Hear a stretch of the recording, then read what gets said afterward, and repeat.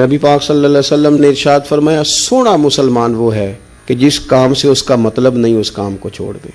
اور نبی کریم صلی اللہ علیہ وسلم نے فرمایا قیامت کے دن زیادہ گناہ ان لوگوں کے ہوں گے جو زیادہ فضول باتیں کرتے تھے، ان کے گناہ زیادہ ہوں گے۔ فضولیات سے بچیں، اپنے اوقات کار زندگی میں مرتب کریں۔ ہم پتہ کیا کہتے ہیں، 1 منٹ میں آیا، تو 1 منٹ ٹھہر، میں یہ محاورہ ہے ہمارا، 1 منٹ دے ذرا مجھے۔ تو میں اکثر دوستوں سے کہتا ہوں کہ جو 1 منٹ ہے نا، اسے کیوں ضائع کرتے ہو؟ کیوں کہتے ہو 1 منٹ ٹھہر؟ کیوں ٹھہرے بھائی؟ آپ کو پتہ ہے منٹ میں کیا ہوتا ہے؟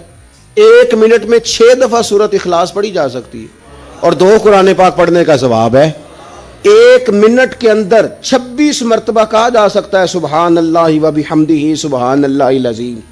اور یہ وہ کلمات ہیں کہ نبی پاک علیہ السلام نے فرمایا زبان سے کہنے آسان ہیں، میزان عمل پر ان کا بڑا وزن ہے، اور یہ تمہارے رب کے بڑے پیارے جملے ہیں، اللہ کو بڑے محبوب ہیں یہ کلمات۔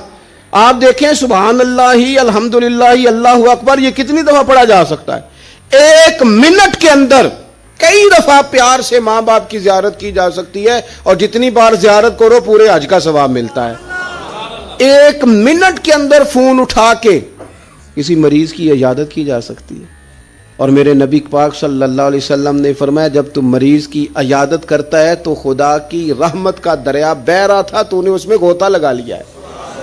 1 منٹ کے اندر تو کمال ہو جاتا ہے، لیکن شرط یہ ہے کہ اس منٹ کو ضائع نہیں کرنا، اس منٹ میں کچھ کر جائیں۔